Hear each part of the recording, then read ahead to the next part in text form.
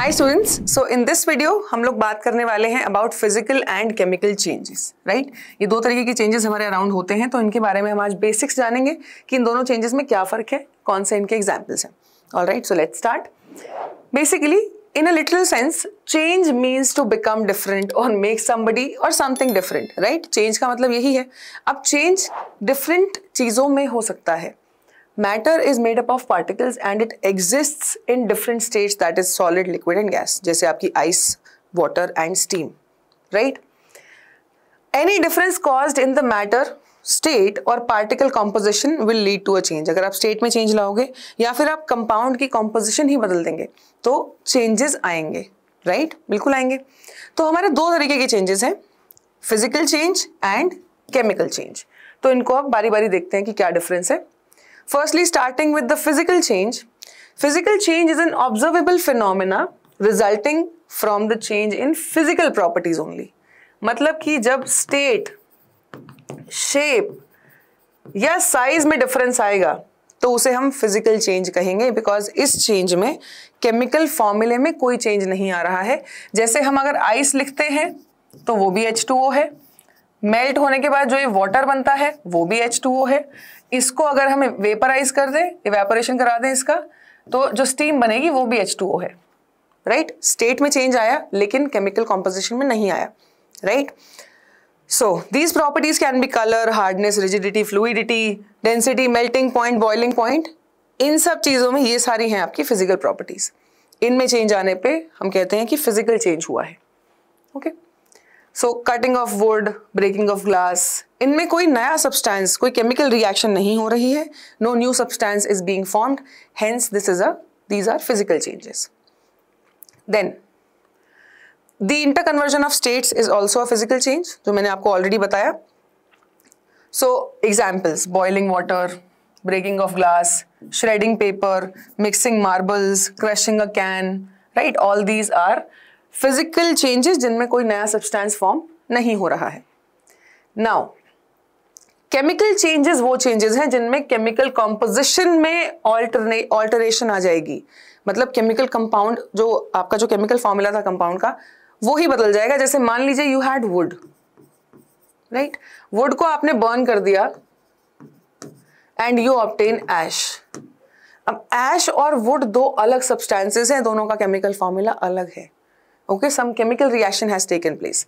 तो बस chemical composition signifies the nature of the particle composition वो पूरी ही बदल जाएगी ऐसे चेंजेस में। Now for example, both water and cooking oil are liquids but their chemical characteristics are different, right? दो अलग अलग substances है, chemical formula अलग है। Oil burns in air whereas water extinguishes fire. It is the chemical property of oil that makes it different from water. So burning of wood is a chemical change, new substance will be formed here. And tarnishing of silver utensils, basically corrosion of silver, is also a chemical change because silver is reacting with aerial H2S. उसकी वजह से silver के ऊपर Ag2S की एक black compound की एक layer आने लगती है, इसलिए जब सिल्वर को बहुत टाइम तक ओपन एयर में रखोगे तो उस पर एक ब्लैक लेयर चढ़नी शुरू हो जाती है।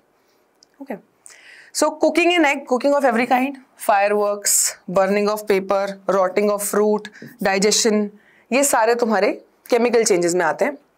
Now the difference, A change in which the substance retains its identity, इसकी जो केमिकल फॉर्मूला है वो रिटेन रहेगा, वो फिजिकल चेंज है।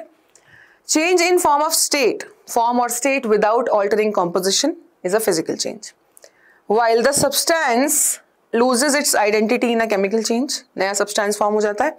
Products one or more new substances by change in composition, नए products बनेंगे, right? Now physical changes are temporary and reversible. आप वापस कर सकते हो उन चेंजेस को। And there is no change in the mass of the matter, mass उतना ही रहेगा। While chemical changes are permanent and hence are irreversible. Okay, mass of the substance changes, however overall mass remains unaltered. ठीक है, वो law of chemical combination में आपने पढ़ा है, law of conservation of mass में, कि रिएक्शन के बाद भी मास टोटल तो सेम रहेगा, बस सब्सटेंस का मास चेंज हो जाएगा, इंडिविजुअल मासेस चेंज हो जाएंगे, टोटल रिएक्टेंट्स और टोटल प्रोडक्ट्स का मास रहेगा same. Then no loss or gain of energy, कोई एनर्जी का गेन या लॉस नहीं देखने को मिलता in a physical change, while chemical changes में हो सकता है एनर्जी एब्जॉर्ब हो जाए या रिलीज भी हो जाए। ठीक है, एनर्जी चेंजेस देखे जाते हैं in chemical reactions. Then example is change in states, right, expansion और contraction of substance when heated और cooled, rain cycle, melting of butter, कुछ एग्जाम्पल्स फिजिकल चेंज के।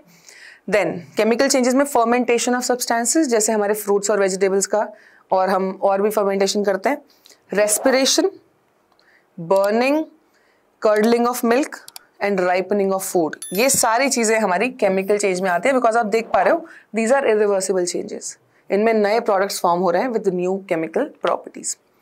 So this was all about physical and chemical changes. I hope you understood everything and keep watching this channel for more such videos. Thank you.